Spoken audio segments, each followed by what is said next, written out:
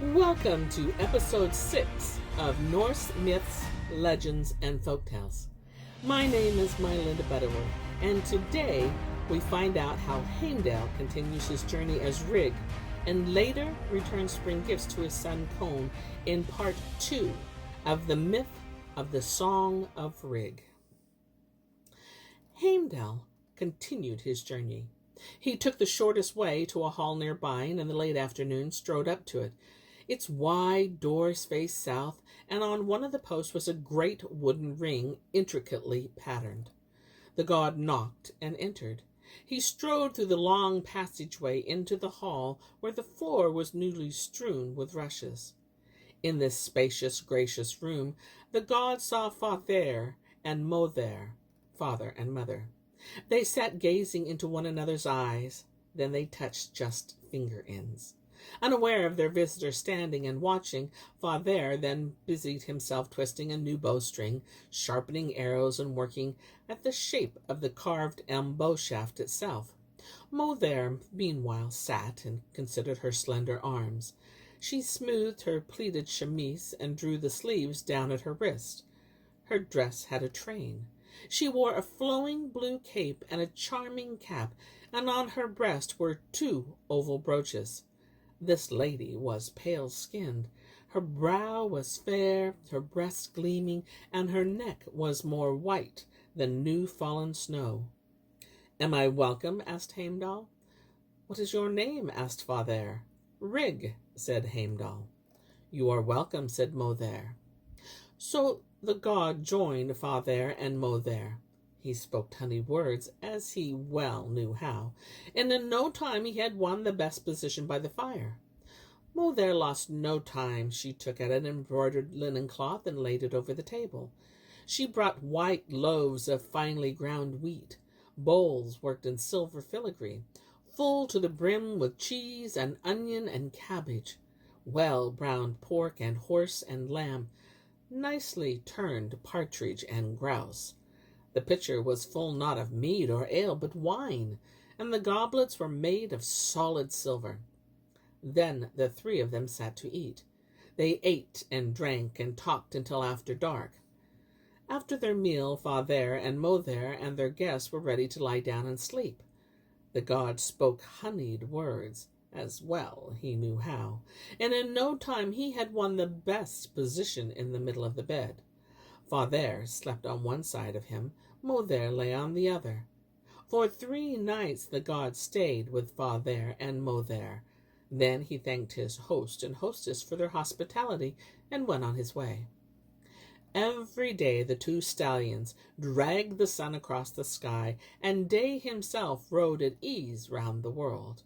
But then Night tightened the reins of her mount, and each morning the face of the earth was dewy with foam from his bit. Summer's strength weakened and the days shortened, so grim Winter showed his fist, full of frost and snow and ice and wrestling winds. Soon 9 months had passed, and Mothir gave birth to a son. He was sprinkled with water and wrapped in silk. He had fair hair and colored in his cheeks, and the look in his glowing eyes was as grim as a snake. Fathir and Mothir called him Jarl. Jarl was quick to master skills. He learned how to hold and hoist a shining shield and to wield a lance. Like his father, he twisted bowstrings and shaped bowshafts and loosened quivering arrows. He rode. He unleashed hounds. He learned the art of swordplay and could swim across sounds. One day, unannounced, the god walked out of the forest of slender silver birches that stood near the hall. He strode down to the building and found Jarl there sitting alone. "Jarl," he said. "You are welcome," said Jarl. "I've brought you a gift," said the god, and he showed Jarl a bundle of staves carved with signs and colored red.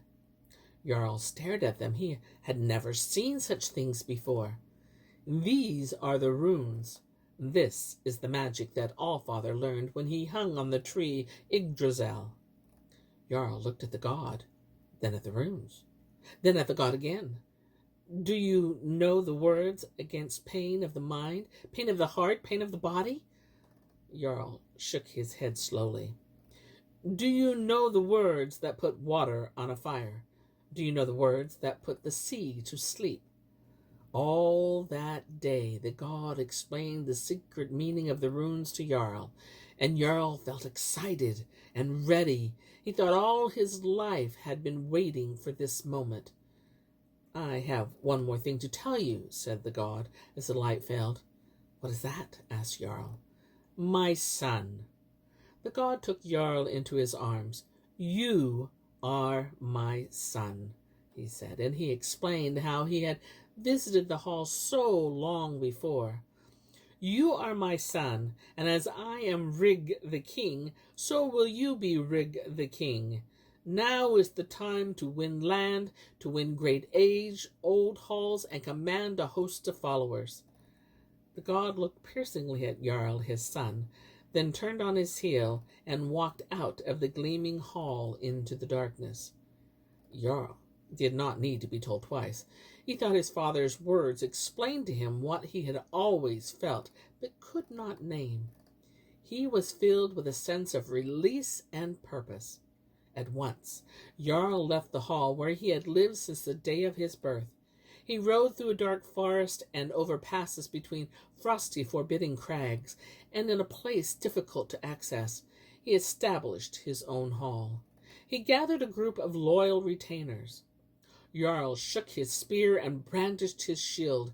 He spurred his horse and dealt death blows with his sword. He brought his followers to battle and stained the soil red. He slew warriors and won land. Before long, Jarl owned no less than 18 halls. He won great wealth and was generous to his retainers. He gave them finger rings and armbands, both of gold. He gave them precious stones, and he gave them horses lean and fleet of foot.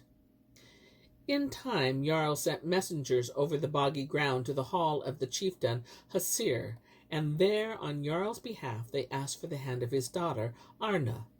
She was fair-haired and long-fingered, and accomplished at whatever she put her mind to. Fathir was delighted, and Arnu had made proper preparation. The messengers escorted her to Jarl's hall, wearing a wedding veil, and she and Jarl lived most happily together. Jarl and Arna had a cluster of contented children. They called their firstborn Bur, the son, and their second Barn, the child, and then there was Yod, the child, and Athral, the offspring. Arvi was an heir, and Mog another son. There were Nid and Nidjung, the descendants, Savine, the boy, and kinsman Kund. The youngest was Kon, a nobly born son. Soon all the boys learned to play and swim. As they grew taller, they tamed beasts and made circular shields, shaped shafts, and shook spears. But Kon, the young, learned from his father the runes, the age-old meanings. In time, he was able to blunt a sword blade and put the sea to sleep. He understood the language of the birds. He could quell flames and quieten cares, the raging minds and aching heart of an unhappy man. He had the strength of 8 men. Kon and Rig Jarl shared their secret understanding of the runes, and Kon was even more subtle and wise than his father. He believed it would be his right, too, to be called Rig the king, and he soon won that right. One day Kon went riding in the gloomy dark forest. Now and then he reined in his mount and loosened an arrow at a luckless bird. Other birds he lured from their perches and listened to them. A crow sat on a branch over Kon's head. "Kon," it croaked, "why do you spend your time seducing birds to talk to them? You would do better to set out on your stallion and show daring in battle." Kon listened carefully to the crow's counsel. The darkness seemed to fall back from the clearing where he stood to wait in the wings. "Who have halls more noble than yours?" continued the crow. "Who have won riches greater than yours, gold and jewels and precious ornaments?" Kon did not answer. He clenched his fist. "Who are more skilled than you at steering their ships over the reach of the sea and the stinging salt spray?" Still Kon did not answer. Dan and Damp Dan and damp, sing the crow. They look sideways at Cone. They know what it means to temper their weapons with the blood of enemies. And here is where I end my tale for today.